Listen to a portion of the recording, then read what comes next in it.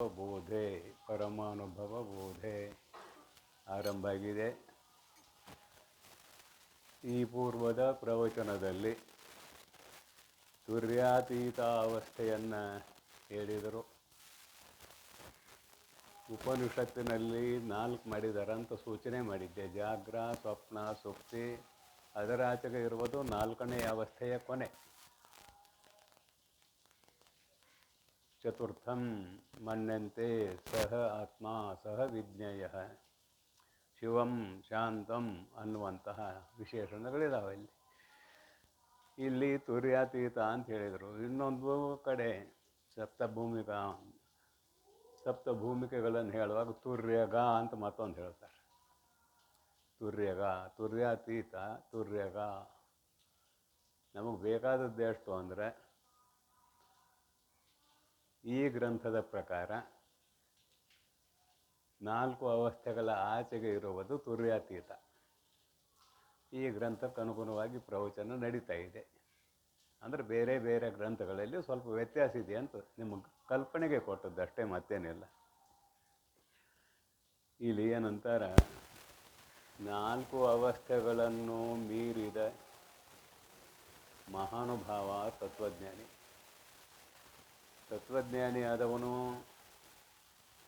ಎಲ್ಲಿ ಇರ್ತಾನಂತ ಹೇಳಕ್ಕೆ ಬರೋದಿಲ್ಲ ಅಂತ ಉಪನಿಷತ್ನಲ್ಲೇ ಉದ್ಗಾರ ತೆಗುತ್ತಾರೆ. ಶ್ವೇ ಮಹಿಮ್ನೆ ವಾ ನ ಛಾಂದೋಗ್ಯೋಪನಿಷತ್ನಲ್ಲಿ ಸನತ್ಕುಮಾರ ಮಹರ್ಷಿಗಳನ್ನು ಕುರಿತು ನಾರದ ಕೇಳಿದ. ಅವನಿಗೆ ನಾರದರಿಗೆ ಭೂಮಾ ವಿದ್ಯೆಯನ್ನು ಹೇಳಿದರು ಗುರುಗಳು. ಭೂಮಾ ವಿದ್ಯೆ ಮುಗೀತು. ಎಲ್ಲಿ ಇನ್ನೊಂದನ್ನು ನೋಡೋದು, ಹೇಳೋದು, ಕೇಳೋದು ಇಲ್ಲವೋ ಅದು ಭೂಮ. ಎಲ್ಲಿ ಇನ್ನೊಂದನ್ನು ನೋಡೋದು, ಹೇಳೋದು, ಕೇಳೋದು ಇದೆಯೋ ಅದು ಮರ್ತ್ಯಂ, ಅಲ್ಪಂ, ಅದು ದುಃಖಮಯವಾದದ್ದು. ಭೂಮ ಯಾವುದಿದೆಯೋ ಅದುವೇ ಸುಖ ಸ್ವರೂಪ. ಈ ಭೂಮಾ ವಿದ್ಯೆಯನ್ನು ಅರಿತವನೇ ತತ್ವಜ್ಞಾನಿ, ಅವನೇ ಮುಕ್ತ ಅನ್ನುವ ಅರ್ಥ ಎಲ್ಲ ಅಲ್ಲಿದೆ. ಅವನು ಎಲ್ಲಿ ಇರುತ್ತಾನೆ ಅಂತ ಪ್ರಶ್ನೆ ಮಾಡಿದರು ನಾರದ ಮಹರ್ಷಿಗಳು. ಶ್ರೀ ಮಹಿಮ್ನೇ ವಾ ನ, ತನ್ನ ಮಹಿಮೆಯಲ್ಲಿ ಇರುತ್ತಾನೆ ಅಂತ ಉದ್ಗಾರ ಆಯಿತು ಮೊದಲು. ವಾ ಅಥವಾ ನ ಹಾಗೆ ಹೇಳಲಿಕ್ಕೆ ಬರುವುದಿಲ್ಲ. ತನ್ನ ಮಹಿಮೆಯಲ್ಲಿ ಇರುತ್ತಾನೆ ಎಂದು ಹೇಳಲಿಕ್ಕೆ ಬರುವುದಿಲ್ಲ ಅಂದ್ರೆ ಅವರ ಕಾರಣ ಏನು? ತನ್ನ ಮಹಿಮೆಯಲ್ಲಿ ತಾನು ಇರುತ್ತಾನೆ ಅಂದರೆ ದ್ವೈತಾಪತ್ತಿ ಬರ್ತದೆ. ಅದಕ್ಕಾಗಿ ಆತ್ಮಾಶ್ರಯ ದೋಷ ಒಂದು, ದ್ವೈತಾಪತ್ತಿ ಒಂದು. ಅದಕ್ಕಾಗಿ ಅಲ್ಲಿ ಏನೂ ಹೇಳಲಿಕ್ಕೆ ಇಲ್ಲ. ಮಾತು ಅಲ್ಲಿ ಮೌನ ಆಗ್ತದೆ. ಮಾತು ಅಲ್ಲಿಗೆ ಮೌನ ಆಗ್ತದೆ. ಅದಕ್ಕೆ ಅನುಭವ ಅಮೃತಕಾರ ನೆನಪು ಮಾಡ್ತೇನೆ ಆಗೊಮ್ಮಿಗೊಮ್ಮಿನ. ಮಾತು ಮೌನವಾಗದನಕ ಮಾಯೆಗೆ ಅಪಾಯವಿಲ್ಲ.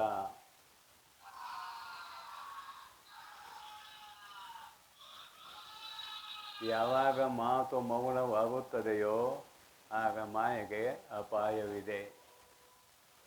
ಅದಕ್ಕಾಗಿ ಉಪನಿಷತ್ ನೆನಪು ಮಾಡಲಿಕ್ಕೆ ಕಾರಣ ಏನಂದ್ರೆ ಅಲ್ಲಿ ಶಬ್ದಕ್ಕೆ ಪ್ರವೇಶ ಇಲ್ಲ ಅನ್ನೋದನ್ನು ನೆನಪು ಮಾಡಿಕೊಳ್ಳೋಣ. ಈಗ ತುರ್ಯಾತೀತ ಅವಸ್ಥೆಯ ವಿಷಯವನ್ನು ಎತ್ತಿಕೊಳ್ಳೋಣ. ಏನಂತಾರೆ ನೋಡು, ತುರ್ಯಾತೀತ ಅವಸ್ಥೆಯನ್ನು ಹೇಳುವರು. ತಾನೆಂಬುದಿಲ್ಲ. ನೋಡ್ರಿ ಪುಸ್ತಕ ಇದ್ದವ್ರು. ತಾನೆಂಬುದು ಇಲ್ಲವು, ಅನ್ಯತೆ ಗಾಣಲಿಲ್ಲವು, ಇನ್ನೇನು ಒಂದನು ಉಸುರಲಿಕ್ಕೆ ಎಡೆಯಿಲ್ಲ, ಮಾನ ಮೇಯಾದಿಗಳೂ ಇಲ್ಲವು, ಅಂತೂ ಇಂತೂ ಎಂಬುದು ಏನೂ ಇಲ್ಲ ಎಂದೆಂದು ಪರಿಪೂರ್ಣ. ಅಲ್ಲಿರುವ ಶಬ್ದಗಳನ್ನು ಇಟ್ಕೊಂಡು ವಿಚಾರ ಮಾಡೋಣ್ರಿ. ಏನಂತಾರೆ ನೋಡ್ರಿ, ಒಬ್ಬ ಮಹಾನುಭಾವ ಉನ್ನತ ಮಟ್ಟದ ಸಾಧಕನಾಗಿ ತನ್ನ ಸ್ವರೂಪದ ಸಾಕ್ಷಾತ್ಕಾರವನ್ನು ಮಾಡಿಕೊಂಡಾಗ ಆತನು ತುರ್ಯಾತೀತ ಅವಸ್ಥೆಯಲ್ಲಿ ಇದ್ದಾನೆ ಅಂತ ತಿಳಿಸುವುದಕ್ಕೆ ಹೇಳುವ ಶಬ್ದ. ತುರ್ಯಾತೀತ ಅವಸ್ಥಾ ಅಂದ್ರೇನು? ಅಲ್ಲಿ ಇರುತ್ತಾನೆ ಅಂತ ಅರ್ಥ. ತಿಷ್ಠತಿ ತತ್ರ ತತ್ ಅವಸ್ಥಾ ಅಥವಾ ಸಾ ಅವಸ್ಥಾ. ಇಲ್ಲಿ ತಿಳಿಸುವ ಸಂದರ್ಭದಲ್ಲಿ ಇವನು ಹೇಳಲೇಬೇಕಾಗ್ತದ ಅಂತ ಪೂರ್ವದಲ್ಲಿ ತಿಳಿದುಕೊಂಡು ಬಂದಿದ್ದೇವೆ. ತುರ್ಯಾತೀತ ಅವಸ್ಥೆಯಲ್ಲಿರುವ ಮಹಾನುಭಾವನು ಹೇಗೆ ಇರುತ್ತಾನೆ ಅಂತ ಹೇಳಲಿಕ್ಕೆ ಹೊರಟಿದ್ದಾರಷ್ಟೇ.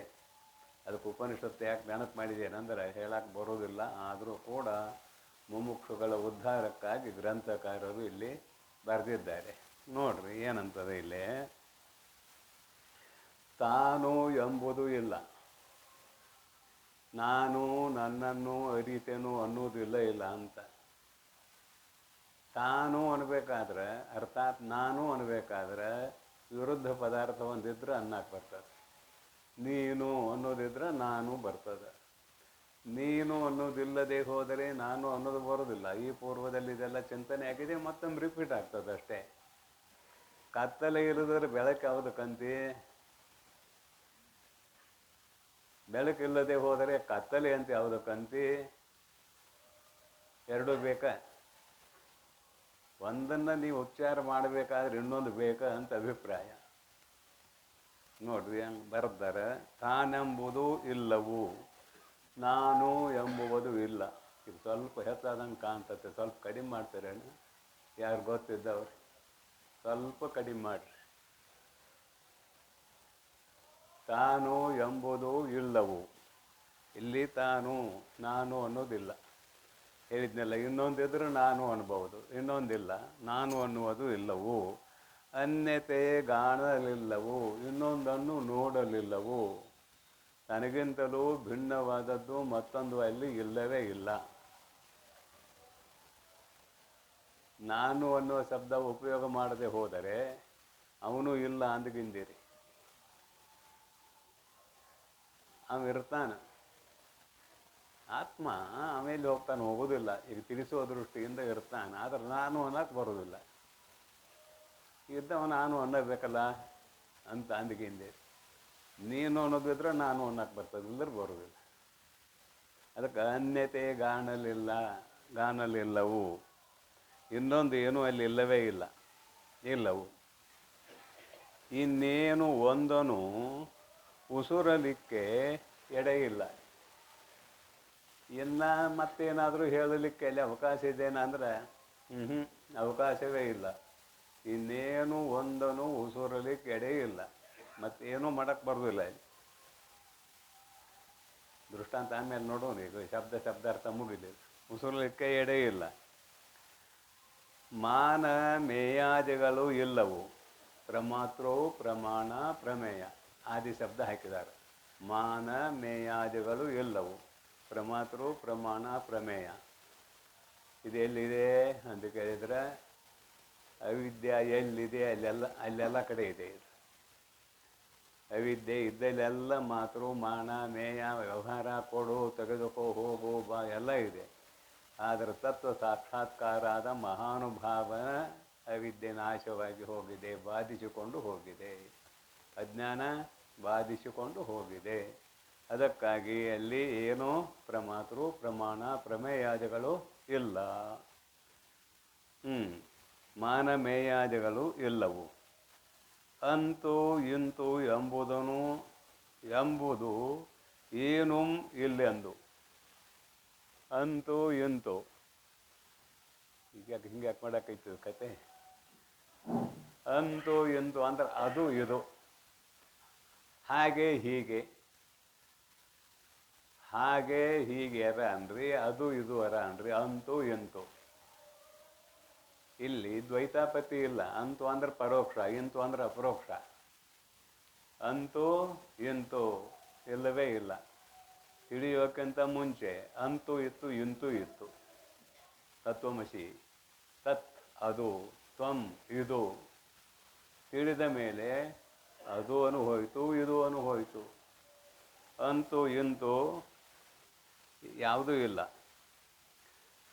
ಅಂತಿಂತೆಂಬುದೇನೂ ಇಲ್ಲ, ಎಂದೆಂದೂ ಪರಿಪೂರ್ಣ. ಎಂದೆಂದು ತಿಳಿದಾಗಲೂ ಪರಿಪೂರ್ಣ, ತನ್ನನ್ನು ತಾನು ತಿಳಿಯದೇ ಇದ್ದಾಗಲೂ ಪರಿಪೂರ್ಣ, ತಿಳಿದ ಮೇಲೆ ಪರಿಪೂರ್ಣ ಆಯ್ತೇನ ಅಂದ್ರೆ ಅಲ್ಲ. ನೀವು ತಿಳಿದ ಇರಲಿ, ಯಾಕೋ ಇದು ಕಾಡಕತ್ತ ನೋಡ್ರಪ್ಪ, ಒಂದು ಬರ್ತತಿ ಒಂದು ಬರೋದಿಲ್ಲ. ತಿಳಿದ ಇರಲಿ ನೋಡು, ಕಟ್ಟಾಯ್ತಾ? ಆಯ್ತು, ಅದು ಹೆಂಗೆ ಮೂಡ್ತತಿ. ತಿಳಿಯದೇ ಇರಲಿ, ಇದು ಹಾಡದೇ ಇರಲಿ, ನಾನು ಹೇಳೋದು ಹೇಳಬೇಕಲ್ಲ.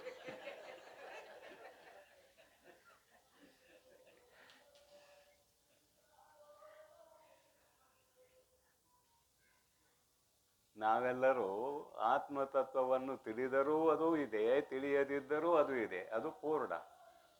ಅದನ್ನು ಹೇಳ್ತಾರೆ, ಆತ್ಮತತ್ವ ಪೂರ್ಣ. ಅಲ್ಲಿ ಇಷ್ಟೊತ್ತಿನವರೆಗೆ ಏನು ಹೇಳಿದರು? ನಾನು ಅನ್ನೋದಿಲ್ಲ, ಇನ್ನೊಂದು ನೋಡುವುದೂ ಇಲ್ಲ, ಪ್ರಮಾತೃ ಪ್ರಮಾಣ ಪ್ರಮೇಯಾದಿಗಳು ಯಾವೂ ಇಲ್ಲ. ಮಾತು ಏನಾದರೂ ಉಪಯೋಗ ಮಾಡೋಕೆ ಉಸುರಲಿಕ್ಕೆ ಎಡೆ ಇಲ್ಲ. ಇಷ್ಟೆಲ್ಲ ಹೇಳ್ಕೊಂಬಂದ್ರಲ್ಲ, ಇದು ನಿಮ್ಮ ಅನುಭವಕ್ಕೆ ಬರಬೇಕಲ್ಲ. ಇದು ಕೇಳೋದಾಯ್ತಾ? ನಿಮ್ಮ ಅನುಭವಕ್ಕೆ ಸ್ವಲ್ಪ ಸಮೀಪ ಆಗಬೇಕಲ್ಲ. ಗಾಢವಾದ ನಿದ್ರೆಯಲ್ಲಿ ಏನಾಗಿದ್ರಿ, ಎಷ್ಟು ಮಂದಿ ಇದ್ರಿ, ಏನೇನು ಮಾತಾಡಿರಿ, ಏನೇನು ಊಟ ಮಾಡಿರಿ, ಏನು ಖರೀದಿ ಮಾಡಿರಿ, ಏನೇನೂ ಇಲ್ಲ. ಮತ್ತು ಅಲ್ಲಿ ದುಃಖ ಆಯ್ತು ಸುಖ ಆಯ್ತು ಅಂದ್ರೆ ಸುಖ ಏನೂ ಮಾಡಿಲ್ಲ, ಉಂಡಿಲ್ಲ, ತಿಂದಿಲ್ಲ, ಯಾವ ಖರೀದಿ ವಗೈರೆ ಇಲ್ಲ, ಆದರೂ ಸುಖ. ಯಾಕೆ ಸುಖ ಆಯ್ತಿ ಅಂದ್ರೆ ಎಲ್ಲ ಮರ್ತಿದ್ದೆ, ಅದಕ್ಕೆ ಸುಖ ಆಯ್ತು. ಎಲ್ಲ ಮರ್ತಿದ್ದಿ. ಮರ್ಯಾದೆ ಹೋದ್ರೆ ನಿದ್ರೆ ಹೆಂಗೆ ಹತ್ತಿತ್ತು? ನಿದ್ರೆ ಹತ್ತಿರಲಿಲ್ಲ. ನಿದ್ರಾ ಅವಸ್ಥೆಯನ್ನು ಏನಂತ ಕರಿತೇವೆ ನಾವು? ಬ್ರಹ್ಮಾನಂದದ ಶಾಂಪಲ್ ಅಂತ ಕರಿತೇವೆ. 8 ವಿಧವಾದ ಆನಂದವನ್ನು ಗ್ರಂಥಕಾರರು ಹೇಳುವಾಗ ನಿದ್ರಾನಂದಕ್ಕೆ ಬ್ರಹ್ಮಾನಂದ ಅಂತ ಹೆಸರು ಕೊಟ್ಟಾರೆ. ಬ್ರಹ್ಮಾನಂದ, ವಿಷಯಾನಂದ, ಆಮೇಲೆ ವಾಸನಾನಂದ, ಮುಖ್ಯಾನಂದ ಇತ್ಯಾದಿ 8 ವಿಭಾಗ ಮಾಡಿದ್ದಾರೆ. ಇಲ್ಲ, ಈ ನಿದ್ರಾ ಅವಸ್ಥೆ ನಮಗೆ ಭಾಳ ಉಪಯೋಗ. ಶಾಸ್ತ್ರ ಹೇಳೋವ್ರಿಗೆ ಆಯಿತು, ಕೇಳೋವ್ರಿಗೆ ಆಯಿತು. ನಿದ್ರಾ ಅವಸ್ಥೆಯಲ್ಲಿ ನೀ ಇಲ್ಲ ಏನು ಅಂದ್ರೆ ಇದೆ, ಪರಂತು ಹೇಗಿದ್ದೆ ಅಂದ್ರೆ ಹೇಳಕ್ಕೆ ಬರೋದಿಲ್ಲ. ಉಪನಿಷತ್ತು ಹೇಳ್ತದ, ನ ಸ್ತ್ರೀ ನ ಪುಮಾನ್ ನ ಯುವ ನ ಬಾಲಃ ನ ಪಿತಾ. ಇನ್ನೊಂದು ಮಾತು ಬರೀತಾರೆ ಉಪನಿಷತ್ನಲ್ಲಿ, ಯತ್ರ ಪಿತಾ ಅಪಿತಾ ಭವತಿ, ಯತ್ರ ಮಾತಾ ಅಮಾತಾ ಭವತಿ, ಯತ್ರ ಸಹೋದರ ಅಸಹೋದರೋ ಭವತಿ, ಯತ್ರ ವೇದಾಹ ಅವೇದಾಹ ಭವಂತಿ. ಅಂದ್ರೆ ಆತ್ಮ ಸಾಕ್ಷಾತ್ಕಾರ ಆದಾಗ ಇದೆಲ್ಲ ಸುಳ್ಳಾಗ್ತದಂತ ಅಭಿಪ್ರಾಯ. ವೇದಗಳೂ ಕೂಡ ಸುಳ್ಳಾಗ್ತಾವಂತ ಬರ್ತಾರೆ. ಯಾವಾಗ? ಆತ್ಮತತ್ವ ಸಾಕ್ಷಾತ್ಕಾರ ಆದಾಗ. ಮರಿಬೇಡ್ರಿ. ಮತ್ತು ವೇದ ಸುಳ್ಳು ಅಂದ್ರೆ ನಿತ್ಯ ಅಂತ ಹೇಳ್ತೀರಿ, ಅಪೌರುಷೇಯ ಅಂತ ಹೇಳ್ತೀರಿ, ಮತ್ತೀಗ ಸುಳ್ಳು ಅಂತೀರಿ. ಯಾವುದನ್ನು ನಂಬೋದು ಅಂದ್ಗಿಂದಿರಿ. ಆತ್ಮತತ್ವದ ಸಾಕ್ಷಾತ್ಕಾರ, ನಮ್ಮ ಸ್ವರೂಪದ ಅರಿವು ನಮಗೆ ಆದಾಗ ನಿಮ್ಮನ್ನು ಬಿಟ್ಟು ಏನೂ ಇಲ್ಲ. ಮತ್ತೇನು ರೈತ ಅಂದ್ರೆ ದ್ವೈತಾಪತಿ ಬರ್ತತಿ. ವೇದಗಳು ನಿತ್ಯ ಅಂದ್ರೆ ಅಲ್ಲಿ ಇಟ್ಕೊಡ್ರಿ ಅಂದ್ರೆ ದ್ವೈತಾಪತಿ ಬರ್ತತಿ. ಆದುದರಿಂದ ಅಲ್ಲಿ ಏನೂ ಇಲ್ಲ, ಉಸುರಲಿಕ್ಕೆ ಎಡೆ ಇಲ್ಲ, ಏನೂ ಇಲ್ಲ. ಈ ಸ್ಥಿತಿಯಲ್ಲಿ ಇರುತ್ತಾನೆ ಮಹಾನುಭಾವ. ಆಯಿತು, ಇವನು ಇಲ್ಲಿದೆಲ್ಲ ನೋಡಿದ್ರೆ ಏನು ಅನ್ನಿಸ್ತದ ಅಂತ ಕೇಳಿದರೆ, 7ನೆಯ ಭೂಮಿಕೆಯಲ್ಲಿ ಇದ್ದಾನು ಅಂತ ಅನ್ನಿಸ್ತದೆ. ಯಾಕೆ? ಅಲ್ಲಿ ಹೇಳಲಿಕ್ಕೆ ಕೇಳಲಿಕ್ಕೆ ಏನೂ ಇಲ್ಲ ಅಂತ. ನಾನು ಅನ್ನೋದು ಕೂಡ ಇಲ್ಲ ಅಂದ್ರೆ ಅಂತಃಕರಣ ಇದೆ, ವೃತ್ತಿ ಇಲ್ಲ. ಶರೀರ ಇದೆ, ಅಲ್ಲ ವೃತ್ತಿ ಇಲ್ಲ. ಇಲ್ಲಿ ನಿದ್ರಾವಸ್ಥೆಯಲ್ಲಿ ಅಂತಃಕರಣ ಇದೆ, ಆದರೆ ಅವಿದ್ಯೆಯಲ್ಲಿ ಮುಚ್ಚುಕೊಂಡಿದೆ. ನಿದ್ರಾವಸ್ಥೆಯಲ್ಲಿ ಅಂತಃಕರಣ ಇದೆ, ಪಂಚಜ್ಞಾನೇಂದ್ರಿಯ, ಪಂಚಕರ್ಮೇಂದ್ರಿಯ, ಮನ, ಬುದ್ಧಿ, ಚಿತ್ತು, ಅಹಂಕಾರ, ಪ್ರಾಣ, ಅಪಾನ, ಉದಾನ, ವ್ಯಾನ, ಸಮಾನ ಇವೆಲ್ಲ ಕೂಡಿದ್ದು ಸೂಕ್ಷ್ಮ ಶರೀರ. ಪ್ರಾಣ ಇದೆ ಅಂದಮೇಲೆ, ಶ್ವಾಸೋಚ್ಛ್ವಾಸ ನಡೆದಿದೆ ಅಂದಮೇಲೆ ಅಂತಃಕರಣ ಇದೆ ಅಂತ ಒಪ್ಪಬೇಕಾ? ನಮ್ಮದು ನಿಮ್ಮದು ನಿದ್ರೆ ಸುದ್ದಿ ಬ್ಯಾಡ ಇದೆ, ಮತ್ತೇನು ದೂರಿಂದ ಹೇಳಕತ್ತಿಲ್ಲ. ನಾವು ನೀವು ನಿದ್ರೆಯಲ್ಲಿ ಇದ್ದಾಗ ಶ್ವಾಸೋಚ್ಛ್ವಾಸ ನಡೆದಿದೆಯೋ ಇಲ್ಲೋ? ನಡೆದಿದೆ. ಅಲ್ಲಿ ನಿನ್ನ ಅಂತಃಕರಣ ಇದೆ ಅಂತ ಸಿದ್ಧ ಆಯಿತು. ಶ್ವಾಸೋಚ್ಛ್ವಾಸ ನಡೆದಿದೆ ಅಂದ್ರೆ ಅಂತಃಕರಣ ಇದೆ ಅಂತ ಸಿದ್ಧ ಆಯಿತು. ಆದ್ರೆ ಏನು ನಿನ್ನಲ್ಲಿ ವೃತ್ತಿ ಉಂಟಾಗೈತಿ? ಯಾವ ವೃತ್ತಿ ಉಂಟಾಗೈತಿ? ಏನಾದರೂ ನೆನಪಾಗೈತೆ ಅಲ್ಲಿ? ಏನಾದರೂ ವ್ಯವಹಾರ ಮಾಡ್ತಾ ಇದ್ದೀಯಾ? ಇಲ್ಲ. ಮತ್ತು ನಿದ್ರಾ ಅವಸ್ಥೆಯಲ್ಲಿಯೇ ಅಂತಃಕರಣ ಇದ್ದರೂ ಕೂಡ ವೃತ್ತಿ ಇಲ್ಲ ಅನ್ನೋದು ನಮ್ಮೆಲ್ಲರ ಅನುಭವಕ್ಕೆ ಬರುತ್ತದೆ. ಹಾಗೆ 7ನೆಯ ಭೂಮಿಕೆಯಲ್ಲಿ ಇದ್ದ ಮಹಾನುಭಾವ ಸೂಕ್ಷ್ಮ ಶರೀರ ಇದೆ. ಯಾಕಂದ್ರೆ ಪ್ರಾರಬ್ಧ ಕರ್ಮ ಮುಗಿಯುವವರೆಗೆ ಅವನದು ಸೂಕ್ಷ್ಮ ಶರೀರ ಇರಲೇಬೇಕು. ಪರಂತು ವೃತ್ತಿ ಇಲ್ಲ, ಅಂತಃಕರಣದ ವೃತ್ತಿ ಇಲ್ಲ. ಅದಕ್ಕೆ ಅಲ್ಲೇನು ವ್ಯವಹಾರ ಇಲ್ಲ ಅಂತ ಇದರ ಅಭಿಪ್ರಾಯ, ಮತ್ತೇನಿಲ್ಲ. ನೋಡೋಣ, ಮುಂದೆ ನೋಡೋಣ. ಇದೊಂದು ನುಡಿ ಮುಗಿಲಿ. ಮುಂದೆ ನೋಡಿ ಏನು ಹೇಳ್ತದ ಅಂದ್ರೆ,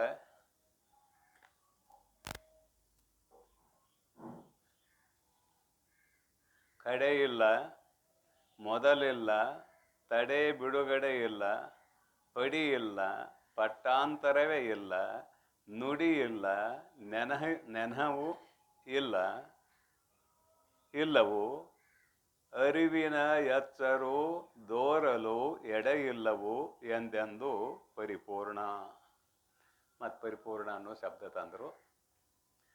ಏನಂತಾರೆ ನೋಡ್ರಿ. ಕಡೆ ಇಲ್ಲ, ಮೊದಲಿಲ್ಲ. ಲೋಕದ ವ್ಯವಹಾರ ಇಟ್ಕೊಂಡು ಹೇಳ್ತಾರೆ. ಕೇಳುವವರಿಗೆ ಲೋಕದ ವ್ಯವಹಾರ ಗೊತ್ತಿದೆ.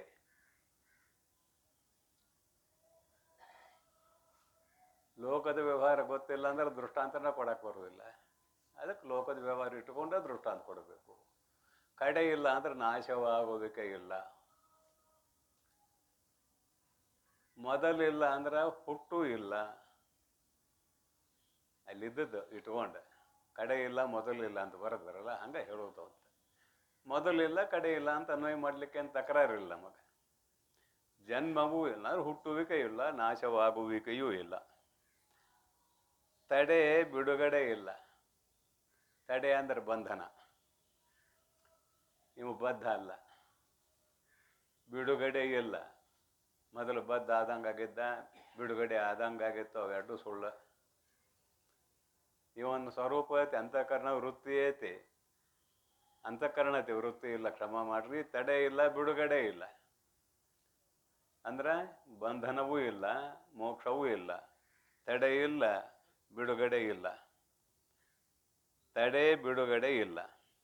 ಪಡಿ ಇಲ್ಲ, ಪಟ್ಟಾಂತರವೇ ಇಲ್ಲ. ಪಡಿಯಚ್ಚು ಅಂತಾರಲ್ಲ, ಪಡಿ ಇಲ್ಲ ಅನ್ನೋದಕ್ಕೆ ಪಡಿಯಚ್ಚು ಅಂತಾರಲ್ಲ.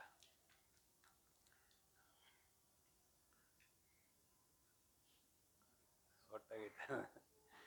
ಪಡಿ ಇಲ್ಲ ಅಂದ್ರೆ ಈ ಗಣಪತಿ ಮಾಡೋರು ಏನು ಮಾಡಿರ್ತಾರೆ ಗೊತ್ತೇನ? ಪಡಿ ಹಚ್ಚಿ ಮಾಡಿರ್ತಾರೆ. ಅದ್ರಾಗ ಹಾಕಿ ಮಣ್ಣು ಹಿಂಗೆ ಗೊತ್ತಾರ, ಇವ್ರು ಏನು ಮಾಡಿರ್ತಾರೆ ಅದು ಮೂಡ್ತತಿ. ಪಡಿ ಹಚ್ಚು ಅಂತಾರೆ. ಇದು ಗಣಪತಿ ಮೂಡ್ತತಿ. ಬೇರೆ ಬೇರೆ ಮೂರ್ತಿಗಳನ್ನು ಮಾಡೋದಕ್ಕೂ ಹಾಗೆ ಮಾಡ್ತಾರೆ. ನಾವು ಗಣಪತಿ ಒಂದು ಉದಾಹರಣೆ ಅಷ್ಟೇ. ಇಲ್ಲಿ ಪಡಿ ಇಲ್ಲ, ಇವನಿಗೆ ಸದೃಶವಾದ ವಸ್ತು ಇನ್ನೊಂದು ಏನಾದರೂ ಇದೆ ಏನಂದ್ರೆ ಇಲ್ಲ. ಯಾರಿಗೆ? ತುರ್ಯಾತೀತ ಅವಸ್ಥೆಯಲ್ಲಿರುವ ಮಹಾನುಭಾವನಿಗೆ ಸರಿಸಮಾನವಾದ ಮತ್ತೊಂದು ವಸ್ತು ಇದೆ ಏನಂದ್ರೆ ಇಲ್ಲ.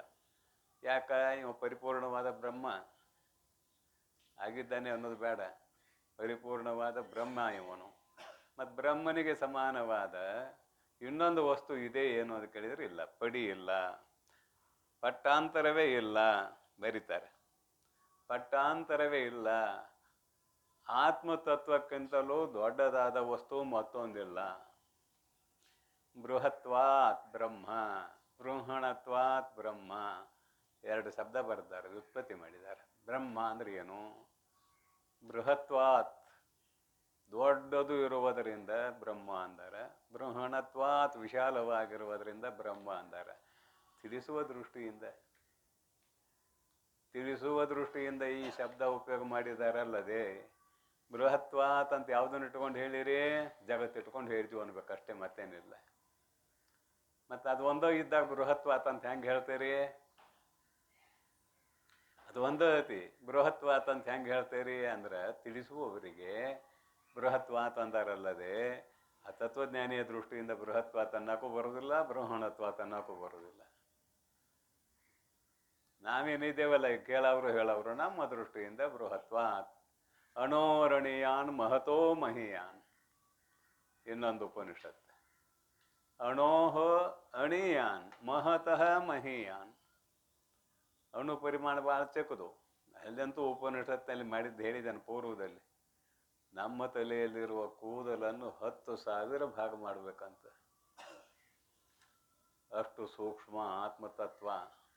ಅಂದ್ರೆ ಯಾವುದಕ್ಕೂ ಗೋಚರ ಆಗೋದಿಲ್ಲ ಅಂತ ಇದರ ಅಭಿಪ್ರಾಯ, ಮತ್ತೇನಿಲ್ಲ. ಮಹತೋ ಮಹಿಯಾನ್, ನಿಮಗೆ ಭಾಳ ದೊಡ್ಡದು ಯಾವುದು ಅಂದ್ರೆ ಆಕಾಶ ಅಂತೀರಿ. ಇಲ್ಲ, ಆಕಾಶಕ್ಕಿಂತ ದೊಡ್ಡದಿದೆ ಮಹತ್ತತ್ವ, ಮಹತ್ತತ್ವಕ್ಕಿಂತ ದೊಡ್ಡದಿದೆ ಮಾಯೆ. ಅದೇ ದೊಡ್ಡದು. ಮಾಯಾ ಕಾರ್ಯ ಇದೆಯಲ್ಲ. ಮಾಯೆಗಿಂತ ದೊಡ್ಡವನು ಯಾರು ತಿಳಿಸಾಕಿದೆ ಆತ್ಮ. ಆತ್ಮನಿಗಿಂತ ದೊಡ್ಡ ವಸ್ತು ಯಾವ್ದಾರು ಇದೆ ಏನಂದ್ರೆ ಯಾವುದೂ ಇಲ್ಲ. ಅದಕ್ಕಾಗಿ ಪಟ್ಟಾಂತರವೇ ಇಲ್ಲ, ಪಡಿ ಇಲ್ಲ, ಪಟ್ಟಾಂತರವೇ ಇಲ್ಲ, ನುಡಿ ಇಲ್ಲ, ನೆನಹ ಇಲ್ಲ. ಒಂದು ಮಾತು ಹೇಳಿದ್ ನೋಡ್ರಿ, ಅಂತಃಕರಣ ಇದೆ, ವೃತ್ತಿ ಇಲ್ಲ. ವೃತ್ತಿ ಇಲ್ಲ ಅಂದಮೇಲೆ ನುಡಿ ಇಲ್ಲ. ಅಂತಃಕರಣ ವೃತ್ತಿ ತಯಾರಾದಾಗ ನುಡಿ ಹೊರಗೆ ಬರ್ತತ್ರಿ, ಇದ್ರ ಹೊರಗೆ ಬರೋದಿಲ್ಲ. ಅದೇ ಮತ್ತೆ ನಿದ್ರಾವಸ್ಥೆಗೆ ಹೋಗ್ರಿ, ನಿಮ್ಮ ಅನುಭವಕ್ಕೆ ಬರ್ತದೆ. ಅಂತಃಕರಣತಿ ವೃತ್ತಿ ಇಲ್ಲ, ಅಲ್ಲಿ ಯಾವ ಮಾತುಕತೆ ಇಲ್ಲ, ಸುಲಭವಾಗಿ ದೃಷ್ಟಾಂತ ನಿದ್ರಾವಸ್ಥೆ, ಏನು ತಾಕಲಾಟ ಇಲ್ಲ. ನಿಮ್ಮ ದೈನಂದಿನ ಜೀವನದಲ್ಲಿ ನಿಮ್ಮ ಅನುಭವಕ್ಕೆ ಬರುವಂಥ ದೃಷ್ಟಾಂತ. ಮತ್ತು ಇದೇ ಬ್ರಹ್ಮಜ್ಞಾನ ಆಗಿದ್ರೆ ಹೇಳ್ತಿರ್ಲಿಲ್ಲ, ಸುಮ್ಮನೆ ಶಾಂಪಲ್ ಅಷ್ಟೇ. ಪ್ರಾರಬ್ಧ ಕರ್ಮ ಬಡದು ಎಬ್ಬಿಸ್ತತೆ, ಮುಗಿತೇಳ ನಿದ್ರಾವಸ್ಥೆ ಸುಖ, ಊಟ ಮಾಡೋದು ಮುಗಿತೇಳ ಅಂತ ಬಡದು ಎಬ್ಬಿಸ್ತತೆ. ಆಯಿತು, ಇಲ್ಲೇನ ನುಡಿ ಇಲ್ಲ, ನೆನಹ ಇಲ್ಲ, ಸ್ಮರಣೆ ಮಾಡುವುದೂ ಇಲ್ಲ. ಅಂದ್ರೆ ಅಲ್ಲಿ ಏನೇನೂ ಇಲ್ಲ. ಬೌದ್ಧರು ಶೂನ್ಯವಾದ ಅಂದೇರಿ. ಮಾತ್ರ ಏನೇನೂ ಇಲ್ಲ ಅಂತ ಯಾರಾದರೂ ಶೂನ್ಯವಾದ ಅಂದ್ಗೆಂದಾರಂತ ಅದು ಎಂದೆಂದು ಪರಿಪೂರ್ಣ ಅಂತ ಮತ್ತೆ ಮುಗಿಸ್ತಾರೆ. ಮುಂದೆ ನೆನಹ ಇಲ್ಲ, ನೆನಹ ಇಲ್ಲವು. ಅರಿವಿನ ಎಚ್ಚರು ದೋರಲು ಎಡೆಯಿಲ್ಲ. ಅರಿವಿನ ಎಚ್ಚರವು ತೋರಲು ಅವಕಾಶವೇ ಇಲ್ಲ. ನೋಡ್ರಿ, ಇದು ಬಹಳ ಸೂಕ್ಷ್ಮ. ನಾನು ನನ್ನನ್ನು ಅರಿತೇನು ಅನ್ನುವುದಕ್ಕೂ ಅಲ್ಲಿ ಅವಕಾಶ ಇಲ್ಲ. ಅದನ್ನು ಹೇಳಿದ್ದಾರೆ, ಅರಿತದ್ದನ್ನು ಮರೆಯಬೇಕು ಅಂತ. ಬೋಧ ಚತುಷ್ಟಯದಲ್ಲಿ ಬಂದಿಲ್ಲ ಏನಿದೆ? ಅರಿತದ್ದನ್ನು ಮರೆಯಬೇಕು, ಅದು ಸಹಜ ಆಗಬೇಕು. ಈ ಸಹಜ ಯಾವುದು ದೃಷ್ಟಾಂತ ಸಾಕಷ್ಟು ಸಲ ಕೊಟ್ಟಿದ್ದೆವು. ನಮ್ಮ ಹೆಸರು, ಒಂದು ಹೆಸರು ಇಟ್ಟಿದಾರಲ್ಲ, ಅದೆಷ್ಟು ಸಹಜ ಆಗೈತಿ, ಎಂದೂ ಮರ್ತಿಲ್ಲ, ನಿಧಿಧ್ಯಾಸನ ಇಲ್ಲ. ಚಿಂತನೆ ಮಾಡ್ತೇವೇನ? ನಮ್ಮ ಹೆಸರು ಏನಾದರೂ ಜಪ ಮಾಡ್ತೇವೇನ? ಮತ್ತು ಮರ್ತಿದ್ದೀರಿ ಅನ್ನೋದು ಮರ್ತಿಲ್ಲ. ಅದಕ್ಕಾಗಿ ಸಹಜ ಆಗಬೇಕನ್ನುವ ಅಭಿಪ್ರಾಯ ಅಲ್ಲದೆ ಬೇರೆ ಏನೂ ಇಲ್ಲ. ಅಂದರೂ ಅರಿವಿನ ಎಚ್ಚರು ದೋರಲು ಎಡೆಯಿಲ್ಲ. ಮತ್ತು ಅಲ್ಲಿಗೆ ಹೋಗೋದು ಅಂತಃಕರಣ ವೃತ್ತಿ ಇಲ್ಲ ಅಂತ ಹೋಗೋದು. ಅಂತಃಕರಣ ವೃತ್ತಿ ಇದ್ರೆ ಏನಾದರೂ ಆಗ್ತದ, ವೃತ್ತಿ ಇಲ್ಲ. ಅಂತಃಕರಣ ಇದೆ, ಇದ್ದು ಮಾತ್ರಕ್ಕೆ ವೃತ್ತಿ ಇರ್ಬೇಕಂತೇನಿಲ್ಲ. ಅನುಭವ ನಿದ್ರೆ, ಮತ್ತೆ ಇಲ್ಲಿ ಅಲ್ಲಿಗೆ ಹೋಗೋದು.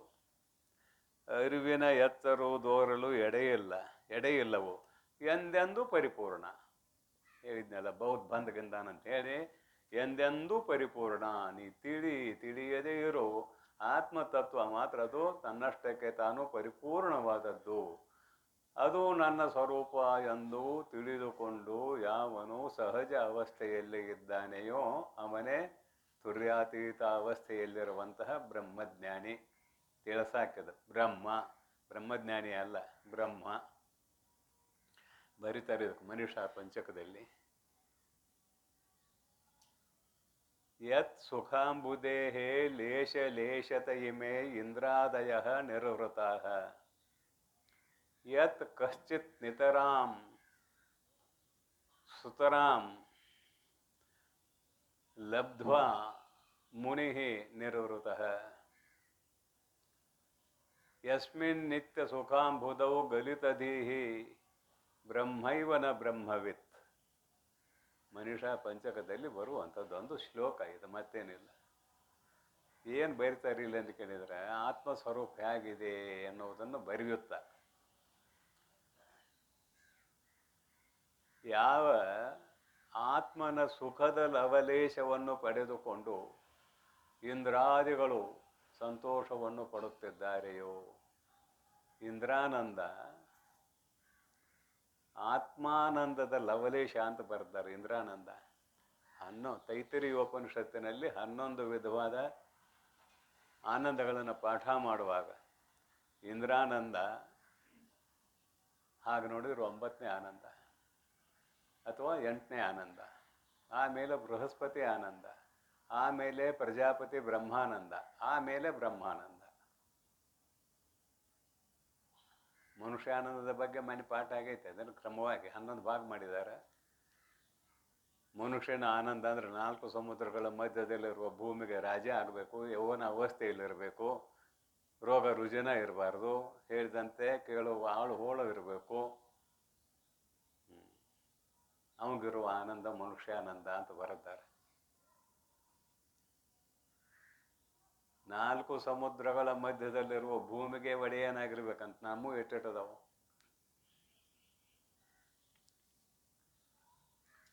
ಇದನ್ನು ಪಾಠ ಮಾಡ್ತಾ ಮಾಡ್ತಾ ಎಲ್ಲಿವಾದರೂ ಇವನ 100 ಆನಂದ ಮನುಷ್ಯ ಗಂಧರ್ವನ ಆನಂದ ಒಂದಾಗ್ತದ ಅಂತ. ಮನುಷ್ಯ ಗಂಧರ್ವನ 100 ಆನಂದ ದೇವ ಗಂಧರ್ವನ ಆನಂದ ಒಂದಾಗ್ತದ ಅಂತ ಈಗ ಸ್ಟೆಪ್ ಬೈ ಸ್ಟೆಪ್ ಪಾಠ ಮಾಡ್ಕೊತ ಹೋಗಿದ್ದಾರೆ.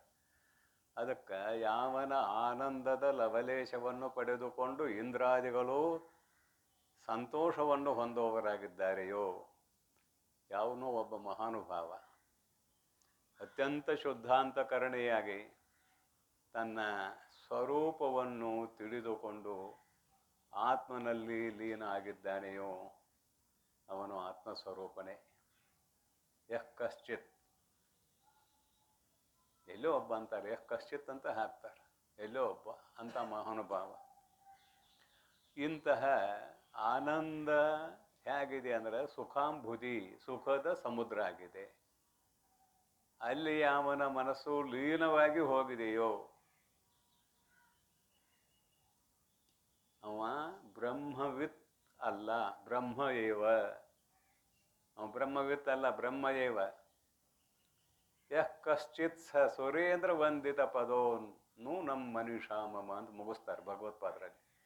ಸುರೇಂದ್ರ ಇಂದ್ರ ಚಂದ್ರಾದಿಗಳು ಯಾವನಿಗೆ ನಮಸ್ಕಾರ ಮಾಡುತ್ತಾರೆಯೋ ಅವನು ಬ್ರಹ್ಮವಿತ್ ಅಲ್ಲ, ಬ್ರಹ್ಮವೇ ಆಗಿದ್ದಾನೆ.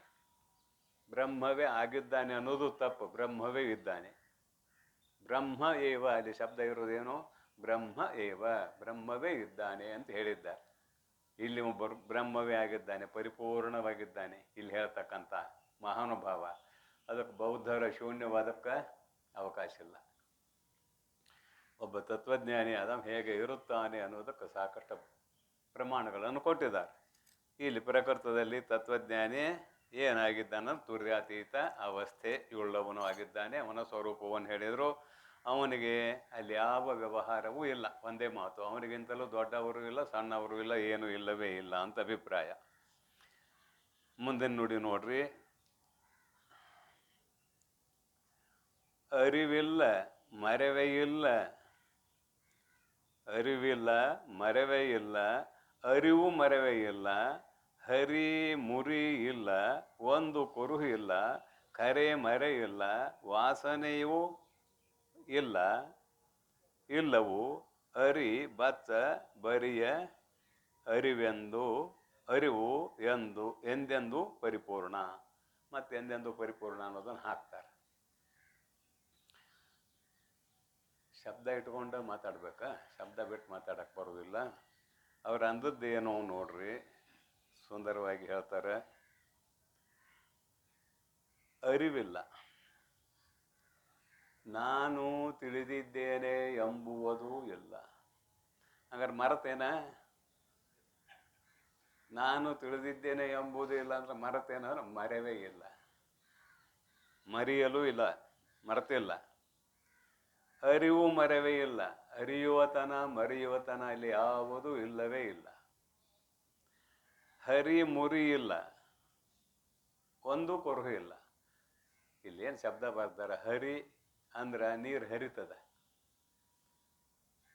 ನೀರು ಹರಿತದ ಅಂತ ಶಬ್ದ ಗೊತ್ತತಿಲ್ರಿ.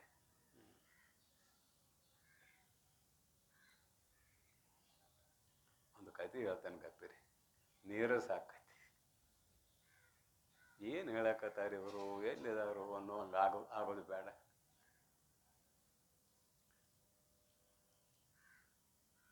ಒಬ್ಬ ಜ್ಯೋತಿಷ್ ಶಾಸ್ತ್ರಜ್ಞ, ಅವ ವಿಷ್ಣುವಿನ ಪರಮ ಭಕ್ತ.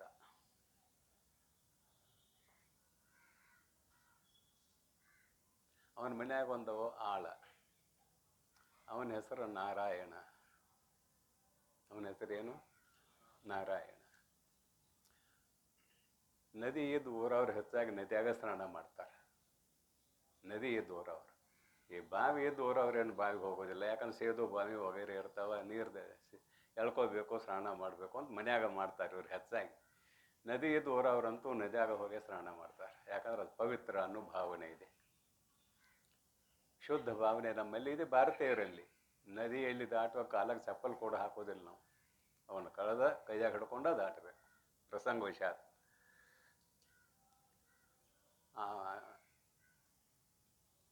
ಜ್ಯೋತಿಷ್ ಶಾಸ್ತ್ರಜ್ಞ ಭಟ್ಟ ಅಂತಾರೆ, ಗ್ರಾಮೀಣ ಭಾಷೆಯಲ್ಲಿ ಏನಂದ್ರೆ ಉಪದಿ ಅಂತಾರೆ, ಏನೇನೋ ಅಂತಾರೆ. ಅಂತೂ ಒಬ್ಬ ಜ್ಯೋತಿಷ್ ಶಾಸ್ತ್ರಜ್ಞ ಅಂತ. ಮುಳುಗ ಹಾಕ್ತಾ ಸ್ನಾನ ಮಾಡ್ತಿದ್ದ, ಅರಿವಿ ಇಟ್ಟ ಯಾರ ಏನಾರ ಮಾಡ್ಯಾರಂತ ಅವ್ನು ಕುಂಡ್ರಿಸಿದ್ದ ನಾರಾಯಣನ. ಅವನು ಮುಳುಗ ಹಾಕ್ತಾ ಹರಿನಾರಾಯಣ ಹರಿನಾರಾಯಣ ಹರಿನಾರಾಯಣ ಅಂತ ಇವತ್ತು ಉತ್ತರ ತಗೊಂಡ.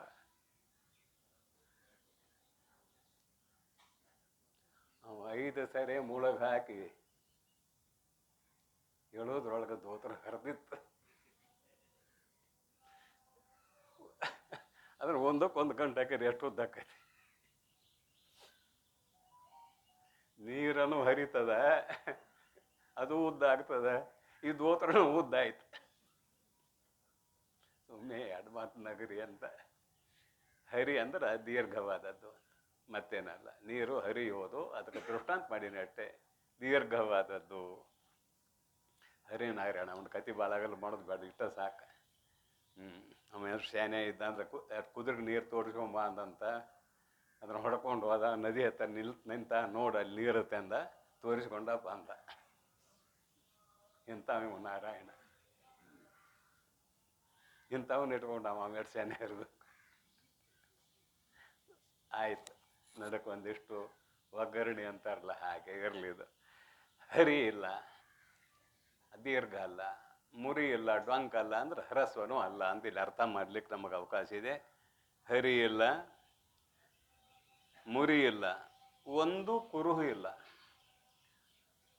ಇಲ್ಲಿ ಹರಿ ಇಲ್ಲ, ಮುರಿ ಇಲ್ಲ ಅನ್ನೋದಕ್ಕೆ ಏನಂತ ಕೇಳಿದ್ರೆ ಪ್ರತ್ಯಕ್ಷ ಜ್ಞಾನಕ್ಕೆ ವಿಷಯವಲ್ಲ. ದೀರ್ಘ ಹ್ರಸ್ವ ಉಪನಿಷತ್ನಲ್ಲಿ ಬರ್ತದೆ. ಗಾರ್ಗಿ ಕೇಳ್ಯಾಲ, ಆಕಾಶವು ಯಾವುದಲ್ಲೂ ಓತಪ್ರೋತವಾಗಿದೆ. ಉಪನಿಷತ್ನಲ್ಲಿ ಇರೋದು ಇಷ್ಟ, ಮಾಯಾ ತಗೊಂಡಿಲ್ಲ ಇಲ್ಲಿ. ತಸ್ಮಾದ್ವಾ ಏತಸ್ಮಾದ್ ಆತ್ಮನಃ ಆಕಾಶ ಸಂಭೂತಃ. ನೇರವಾಗಿ ಆತ್ಮನಿಂದಲೇ ಆಕಾಶ ಹುಟ್ಟಿತು ಅಂತ ಉಪನಿಷತ್ ಹೇಳ್ತದೆ. ನಾವು ತಿಳಿಸೋದಕ್ಕಾಗಿ ಮಾಯೆಯನ್ನು ಅಧ್ಯಾರೋಪ ಮಾಡಿಕೊಂಡಿದ್ದೇವೆ, ತಿಳಿಸೋದಕ್ಕಾಗಿ. ಇಲ್ಲ ಅಂದ್ರೆ ಉಪನಿಷತ್ ಮಾಡಿಕೊಂಡಿಲ್ಲ ಅದನ್ನು. ತಸ್ಮಾದ್ವಾ ಏತಸ್ಮಾದ್ ಆತ್ಮನಃ ಆಕಾಶ ಸಂಭೂತಃ ಒಂದು ಕಡೆಯಿಂದ. ಹಂಗಾರೆ ಶುದ್ಧ ಬ್ರಹ್ಮ ಹುಟ್ಟಿಸೈತೆ ಅನ್ನೋದ್ಕೂಲೆ ಅಲ್ಲಿ ಮಾಯಾ ತಂದಿವು ತಿಳ್ಸಕ್ಕಾಗಿ. ಮಾಯಾ ಉಪಾಧಿಯಿಂದ ಬ್ರಹ್ಮದಿಂದಲೇ ಇದು ಹುಟ್ಟೈತೆ ಅಂತ. ಅದಕ್ಕೆ ಮಾಯಾ ತಗೊಳ್ಳಿಲ್ಲ ಅವರು ಉಪನಿಷತ್ಕಾರರು. ಯಾಕೆ ತಗೊಳ್ಳಿಲ್ಲ ಅಂತ ಕೇಳಿದರೆ, ಅದು ಕಲ್ಪಿತ ಪದಾರ್ಥ ಮಾಯೆ, ಅದಕ್ಕಾಗಿ ಅದನ್ನು ತಗೊಳ್ಳೋದು ಬೇಡ ಅಂದರು. ಇವರು ತಗೊಂಡ್ರು ಅದನ್ನು, ನಮ್ಮ ಗ್ರಂಥಕಾರರು. ಪರದೊಳು ಆಕಸ್ಮಿಕ ವಾದನ ಕಲ್ಪಿತ ಪುರುಷ ನಿಖಿಳ ಭಾವದೊಡಗೂಡಿ ಅಂತ ಆರಂಭನ ಮಾಡಿದೆವರು. ಅಜಾತವಾದ ಇದು ಭಾಳ ಚಂದ, ಅಜಾತವಾದ ಪರಮಾನ್ ಬೋಧೆ ಐತಿ. ಚಿಹ್ನೆ ಇದು ಪ್ರತ್ಯಕ್ಷ ಜ್ಞಾನಕ್ಕೆ ವಿಷಯವಲ್ಲ. ಹರಿ ಇಲ್ಲ, ಮುರಿ ಇಲ್ಲ ಅಂದ್ರೆ ಗಾರ್ಗಿ ಕೇಳಿಲ್ಲವು. ಆಕಾಶವು ಯಾವುದಲ್ಲಿ ಓತಪ್ರೋತವಾಗಿದೆ. ಅದು ದೀರ್ಘ ಅಲ್ಲ, ಹ್ರಸ್ವಲ್ಲ, ಗುಂಡಗಲ್ಲ, ಚೌಕಲ್ಲ ಅಂತ ತತ್ವಜ್ಞಾನಿಗಳು ಹೇಳ್ತಾರ ಅಂದ್ರೆ ಯಾಜ್ಞವಲ್ಕ್ಯರು.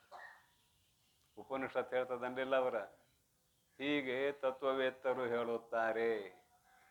ಅಭಿಪ್ರಾಯ ಏನು ಅಂತ ಕೇಳಿದ್ರೆ, ವಚನಕ್ಕೆ ವಿಷಯವಲ್ಲದನ್ನು ಬ್ರಹ್ಮ ಅಂತ ವಚನದಿಂದ ಹೇಳಿದರೆ ಅಪಸಿದ್ಧಾಂತ ಆಗ್ತದ ಅನ್ನಕಿ ಯಾರಿಗೆ ಹೇಳಕ್ ಬರೋದಿಲ್ಲ ಅಂದ್ರೆ ಇವಾಗೇನು ಶಾಸ್ತ್ರ ಗೊತ್ತಿಲ್ಲ ಅನ್ನೋಕಿ. ಈ ಎರಡು ದೋಷಗಳನ್ನು ಅವನ ಮೇಲೆ ಹೇರಬೇಕು ಅಂತ ಕೇಳಿದಳು. ಅದಕ್ಕೆ ಯಾಜ್ಞವಲ್ಕ್ಯರು ಅಂದರು, ಹಿಂಗೆ ತತ್ವಜ್ಞಾನಿಗೆ ಹೇಳ್ತಾರೆ, ಅದು ಹ್ರಸ್ವಲ್ಲ, ದೀರ್ಘ ಅಲ್ಲ, ಚೌಕಲ್ಲ, ಗುಂಡಲ್ಲ, ಸ್ಥೂಲಲ್ಲ, ಅಣುವಲ್ಲ, ಕಾರ್ಗ ಇಲ್ಲ, ಕೆಂಪಗ ಇಲ್ಲ. ಹೀಗೆ ತತ್ವವೇತ್ತರು ಹೇಳುತ್ತಾರೆ. ಅದರಲ್ಲಿ ಆಕಾಶವು ಓತಪ್ರೋತವಾಗಿದೆ. ಮುಗಿತಲ್ಲಿ ಕತೆ. ಗಾರಿಗೆ ಏನೇನು ಸಿಗಲೇ ಇಲ್ಲ ಇಲ್ಲಿ. ಅದಕ್ಕೆ ಇಲ್ಲಿ ನೆನಪಾಯ್ತದಷ್ಟೇ. ಇಲ್ಲಿ ಹ್ರಸ್ವಲ್ಲ, ದೀರ್ಘಲ್ಲ, ಪ್ರತ್ಯಕ್ಷ ಜ್ಞಾನಕ್ಕೆ ವಿಷಯವಲ್ಲ ಆತ್ಮತತ್ವ. ಸ್ವಾನುಭೂತ್ಯಕ ಮಾನಾಯ ಅಲ್ಲಿಗೆ ಬೇರೆ ಮತ್ತೆ ನಮ್ಮ ಅನುಭವವೇ ಅಲ್ಲಿ ಪ್ರಮಾಣ, ಬೇರೆ ಯಾವುದೂ ಪ್ರಮಾಣ ಇಲ್ಲ. ಕುರುಹು ಇಲ್ಲ ಮುಂದಿಂದು. ಕುರುಹು ಇಲ್ಲ ಅಂದರೆ ಚಿಹ್ನೆ ಇಲ್ಲ. ಕುರುಹು ಇಲ್ಲ ಅಂದರೆ ಚಿಹ್ನೆ ಇಲ್ಲ. ಏನು ಚಿಹ್ನೆ ಇಲ್ಲ? ಲಿಂಗಜ್ಞಾನ ಅಂತ ಕರಿತೇವೆ. ಉದಾಹರಣೆಗೆ ಅನುಮಾನ ಪ್ರಮಾಣ ಇಲ್ಲ ಅಂತ ಮತ್ತೇನು? ಹೊಗೆಯನ್ನು ನೋಡಿ, ಧೂಮವನ್ನು ನೋಡಿ, ಪರ್ವತದಲ್ಲಿ ಬೆಂಕಿ ಇದೆ ಅಂತ ಊಹೆ ಮಾಡ್ತೇವಲ್ಲ ಅನುಮಾನ ಪ್ರಮಾಣದಲ್ಲಿ. ನೋಡಿದ್ದೇನೋ ಧೂಮ, ಏನಿದೆ ಅಂತ ನಿಶ್ಚಯ ಮಾಡಿದ್ರಿ? ಪರ್ವತದಲ್ಲಿ ಬೆಂಕಿ ಇದೆ ಅಂತ ನಿಶ್ಚಯ ಮಾಡಿದ್ರಿ. ಲಿಂಗಜ್ಞಾನ ಅಂತ ಕರಿತೇವೆ ಇದನ್ನು. ಲಿಂಗಜ್ಞಾನ ಜ್ಞಾನಕರಣಕಂ ಜ್ಞಾನಂ ಅನುಮಿತಿ. ಲಿಂಗಜ್ಞಾನದಿಂದ ಉಂಟಾಗುವ ಜ್ಞಾನ ಅನುಮಿತಿ, ಜ್ಞಾನಕರಣಕಂ ಜ್ಞಾನಂ ಅಂತ ಬರೆದ್ದಾರೆ. ಹಾಗೆಯೇ ಆತ್ಮ ತತ್ವ ಅನುಮಾನ ಪ್ರಮಾಣಕ್ಕೆ ವಿಷಯ ಆಗ್ತದೆ ಅನ್ನೋದು ಕೇಳಿದರೆ ಚಿಹ್ನೆ ಇಲ್ಲ. ಆತ್ಮತತ್ವವನ್ನು ತಿಳಿಸಿಕೊಡುವಂಥ ಯಾವುದೇ ಚಿಹ್ನೆ ಇಲ್ಲ, ಕುರುಹು ಇಲ್ಲ ಅನ್ನೋ ಮಾತಿನಿಂದ ಅದನ್ನು ಬರೆದ್ದಾರೆ. ಕುರುಹು ಇಲ್ಲ, ಹರಿ ಇಲ್ಲ, ಮುರಿ ಇಲ್ಲ, ಕುರುಹು ಇಲ್ಲ. ಕರೆ ಮರೆ ಇಲ್ಲ. ಕರೆ ಮರೆ ಇಲ್ಲ, ಅಜ್ಞಾನವೂ ಇಲ್ಲ, ಆವರಣವೂ ಇಲ್ಲ. ಅಜ್ಞಾನ ಅದರಾಗ ಒಂದು ಆವರಣ ಶಕ್ತಿ, ಒಂದು ವಿಕ್ಷೇಪ ಶಕ್ತಿ ಇದೆ. ಅದಕ್ಕೆ ಅಜ್ಞಾನವೂ ಇಲ್ಲ, ಆವರಣವೂ ಇಲ್ಲ. ಆತ್ಮತತ್ವದಲ್ಲಿ ಅಜ್ಞಾನ ಇದೆ ಏನು ಅಂತ ಕೇಳಿದರೆ ಅಜ್ಞಾನ ಇಲ್ಲ. ಆತ್ಮತತ್ವವನ್ನು ಆಶ್ರಯಿಸೇ ತೋರ್ತದೆ, ತೋರುವುದಿಲ್ಲ ಅಂತ ಹೇಳೋದಿಲ್ಲ ನಾವು. ಮತ್ತು ಆತ್ಮತತ್ವವನ್ನು ಆಶ್ರಯಿಸಿ ಅಜ್ಞಾನ ತೋರದೆ ಹೋದರೆ ಅದನ್ನು ಭಾವ ಪದಾರ್ಥ ಅಂತ ಕರೆದೇವೆ. ಆವರಣ ಶಕ್ತಿ, ವಿಕ್ಷೇಪ ಶಕ್ತಿ ಉಳ್ಳದ್ದು ಭಾವ ಪದಾರ್ಥ, ಮಾಯೆ ಅಥವಾ ಅಜ್ಞಾನ ಅಂತ ಕರೆದೇವೆ. ಇಲ್ಲಾಂದ್ರೆ ಈ ಜಗತ್ತಿಗೆ ಅದು ಕಾರಣ ಹೆಂಗಾಕಿತ್ತು? ಜಗತ್ತಿಗೆ ಕಾರಣ ಆಗಿದೆ ಅಂದಮೇಲೆ ಅದರಾಗ ಎರಡು ಶಕ್ತಿ ಇದಾವೆ ಅಂತ ಒಪ್ಪಿದ್ದೇವೆ. ಒಂದು ಆವರಣ, ಒಂದು ವಿಕ್ಷೇಪ. ಬ್ರಹ್ಮ ಇಲ್ಲ ಅನ್ನೋದು ಆವರಣ, ತೋರೋದಿಲ್ಲ ಅನ್ನುವುದು ವಿಕ್ಷೇಪ. ಪ್ರಕೃತದಲ್ಲಿ ನಮಗೆ ಬೇಕಾದದ್ದೇನು? ಅಜ್ಞಾನವೂ ಇಲ್ಲ, ಆವರಣವೂ ಇಲ್ಲ. ಅಜ್ಞಾನ ನಾಶವಾಗಿ ಹೋಗೈತೆ, ಆವರಣ ಮೂಲ ವಿದ್ಯೆ ನಾಶ ಆಗಿ ಹೋಗೈತಿ. ವಿಕ್ಷೇಪ ಉಳಿದತಿ, ವಿಕ್ಷೇಪ ಉಳಿದತಿ. ಯಾಕಂದ್ರೆ ತತ್ವಜ್ಞಾನಿ ಶರೀರ ಇನ್ನೂ ಬದುಕೈತಿ. ಬದುಕಿದ್ದರಿಂದ ವಿಕ್ಷೇಪ ಉಳಿದತಿ ಅಂತ ಹೇಳ್ಬೇಕು ನಾವು. ಪ್ರಾರಬ್ಧ ಕರ್ಮ ಇಲ್ಲಿ ಕಾರಣ ಇದೆ. ಹೀಗಾಗಿ ಕರೆ ಮರೆ ಇಲ್ಲ, ಅಜ್ಞಾನ ಇಲ್ಲ, ಆವರಣ ಇಲ್ಲ, ವಾಸನೆ ಇಲ್ಲ. ಮೂರು ವಾಸನೆ ಇದಾವೆ: ದೇಹ ವಾಸನೆ, ಲೋಕವಾಸನೆ, ಶಾಸ್ತ್ರವಾಸನೆ.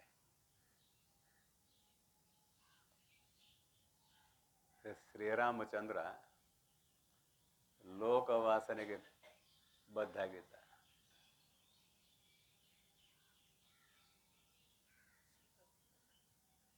ಲೋಕದಲ್ಲಿ ಯಾರೂ ನನ್ನನ್ನು ನಿಂದಿಸಕೂಡದು ಅನ್ನುವಂತಹ ಅಭಿಪ್ರಾಯವುಳ್ಳವನಾಗಿದ್ದ. ಆದರೂ ಕೂಡ ಅದರಂತೆ ಅವನು ನಡ್ಕೊಂಡಿಲ್ಲ ಅಂತ ಏನಲ್ಲ, ಎಲ್ಲೂ ತಪ್ಪಿಲ್ಲ ತನ್ನ ಜೀವನದಲ್ಲಿ. ಪರಂತು ನಿಂದೆ ಬಂತ. ಸುಂದರಿಯಾದ ಸೀತಾದೇವಿಯ ಮೇಲಿನ ಪ್ರೇಮದಿಂದ ಅಥವಾ ಸೀತಾದೇವಿಯ ಸೌಂದರ್ಯಕ್ಕೆ ಮರುಳಾಗಿ 1 ವರ್ಷ ಪರಪುರುಷನ ಮನೆಯಲ್ಲಿರುವಂತಹ ಸೀತೆಯನ್ನು ಕರೆದುಕೊಂಡು ಬಂದ. ಲೋಕವಾಸನೆ. ಯಾರೂ ನನಗೆ ಹಿಂಗೆ ಅನ್ನಬಾರ್ದು ಅಂದಿದ್ದ, ಬಂತ. ಏನು ತೀರ್ಮಾನ ಮಾಡಿದ ಮಹಾನುಭಾವ? ಈ ಲೋಕವಾಸನೆಯನ್ನು ಕಳೆದುಕೊಳ್ಳಬೇಕಾದರೆ, ಈ ಅಪವಾದವನ್ನು ಕಳೆದುಕೊಳ್ಳಬೇಕಾದರೆ ಸೀತೆಯನ್ನೇ ತ್ಯಾಗ ಮಾಡಬೇಕು. ಯಾಕೆ ನಿರ್ದೋಷ ಅನ್ನೋದು ಗೊತ್ತಿತ್ತು. ಪ್ರಜೆಗಳ ಸಲುವಾಗಿ ರಾಜನಾಗಬೇಕಲ್ಲದೆ ತನ್ನ ಸಲುವಾಗಿ ರಾಜನಾಗಬಾರದು ಅಂತ ರಾಮಾಯಣ ಮಹಾಭಾರತ.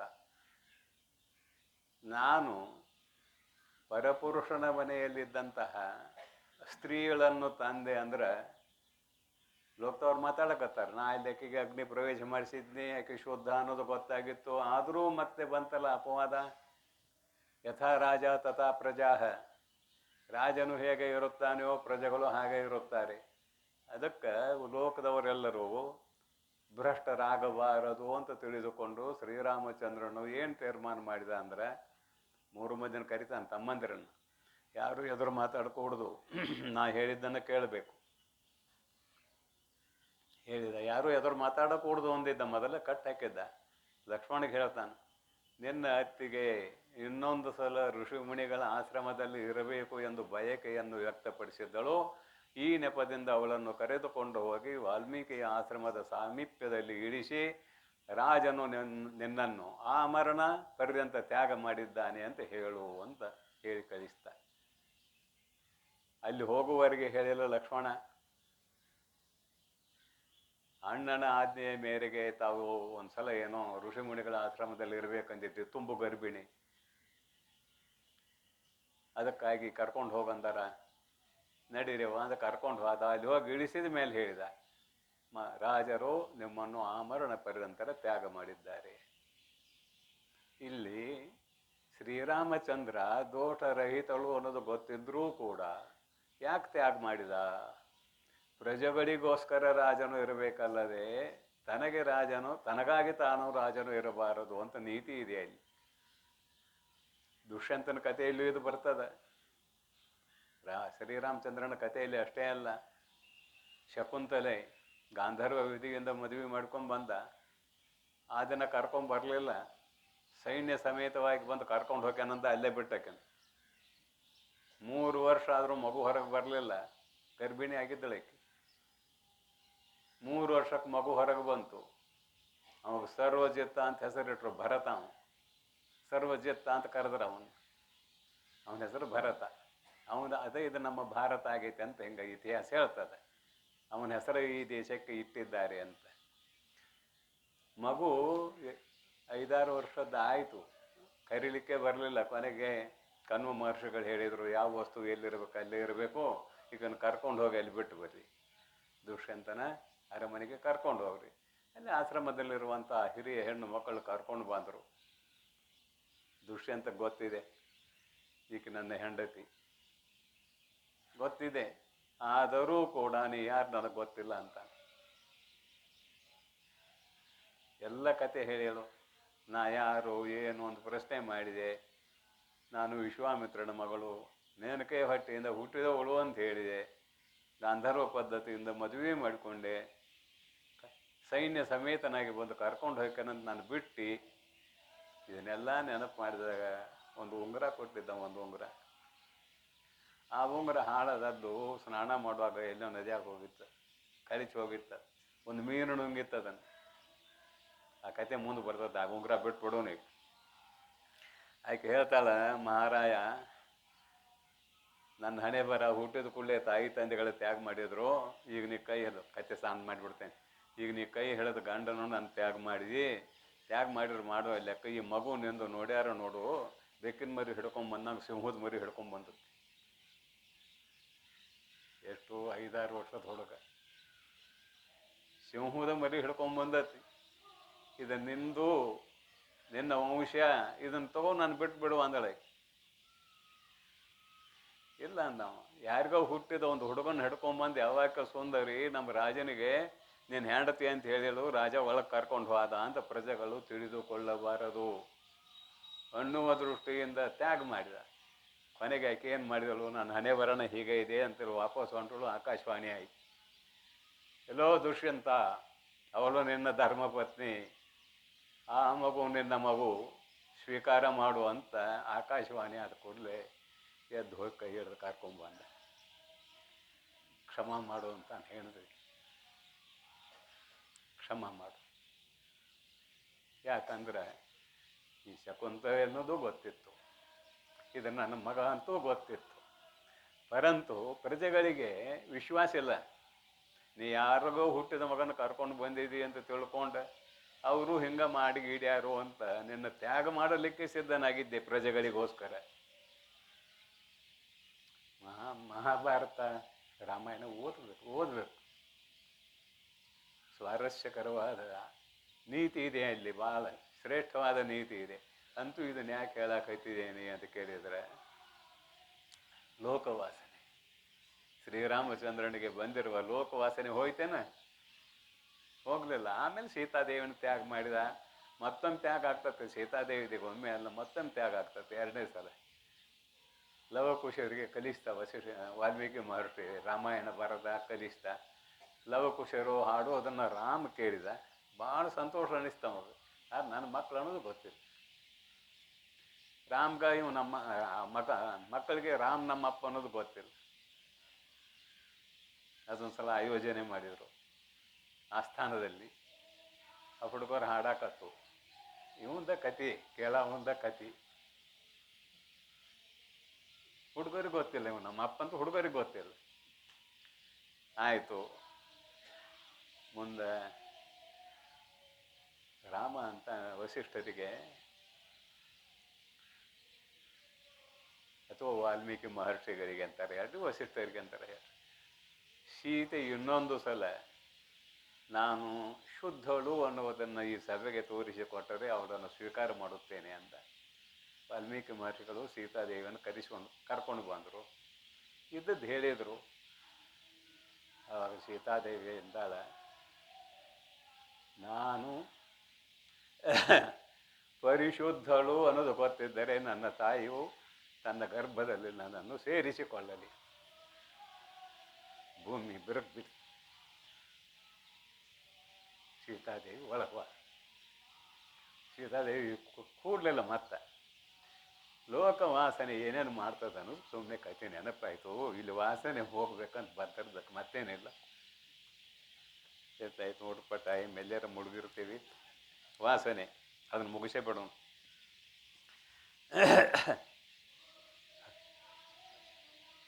ವಾಸನೆ ಇಲ್ಲ, ಬಚ್ಚ ಬರಿಯ ಅರಿವು ಎಂದೆಂದು ಪರಿಪೂರ್ಣ. ಆತ್ಮತತ್ವ ಹೇಗಿದೆ ಅಂತ ಕೇಳಿದ್ರೆ, ಬಚ್ಚ ಬರಿಯ ಅರಿವು. ಅಲ್ಲಿ ಏನಾದರೂ ಇದೆ ಏನು ಅಂತ ಕೇಳೋಕ್ಕೂ ಅವಕಾಶ ಇಲ್ಲ, ಹೇಳಲಿಕ್ಕೂ ಅವಕಾಶ ಇಲ್ಲ. ಅಂತಹ ಸ್ಥಿತಿಯಲ್ಲಿ ಇರುತ್ತಾನೆ ತತ್ವಜ್ಞಾನಿ. ಇದ್ರಾಗ ಎರಡು ಭಾಗ ಮಾಡ್ತೇವೆ. ಮತ್ತು ಮಾತು ಇಲ್ಲ, ಕಥೆಯೂ ಇಲ್ಲ. ಶಿಷ್ಯರು ಉದ್ಧಾರ ಆಗೋದು ಹೇಗೆ? ವೈಯಾಕರಣಿಗಳು ಅಂತ ಕೆಲವು ಜನ, ಮೌನಿಗಳು ಅಂತ ಕೆಲವು ಜನ. ಇವು ಮೌನಿ. ಈಗ ವೈಯಾಕರಣಿ ಅಂದರೆ ಶಾಸ್ತ್ರಜ್ಞಾನ ಆಗಿ ಕೃತಕೃತ್ಯನಾಗಿ ಪ್ರಾರಬ್ಧ ಕರ್ಮಕ್ಕೆ ಅಧೀನವಾಗಿ ಶರೀರ ಬದುಕಿರುವಾಗ ಮುಮುಕ್ಷುಗಳ ಉದ್ಧಾರಕ್ಕಾಗಿ ಗ್ರಂಥಗಳನ್ನು ಬರೀತಾನೆ, ಪ್ರವಚನ ಮಾಡ್ತಾನೆ. ನಮಗೆ ವೈಯಾಕರಣಿ ಅಂತ ಕರೆದೇವೆ, ಇವನಿಗೆ ಮೌನಿ ಅಂತ ಕರೆದೇವೆ. ಇವತ್ತಿಂದು ಮೌನಿಯ ವಿಷಯ ಅಂತ ಹೇಳ್ತಾ ಮತ್ತು ನಾಳಿನ ದಿವಸ ಬೇರೆ ವಿಷಯ ಏನಿದೆಯೋ ಅದನ್ನು ನೋಡೋಣವೆಂದು ಹಾರೈಸಿ ವಿರಮಿಸುತ್ತೇನೆ. ಓಂ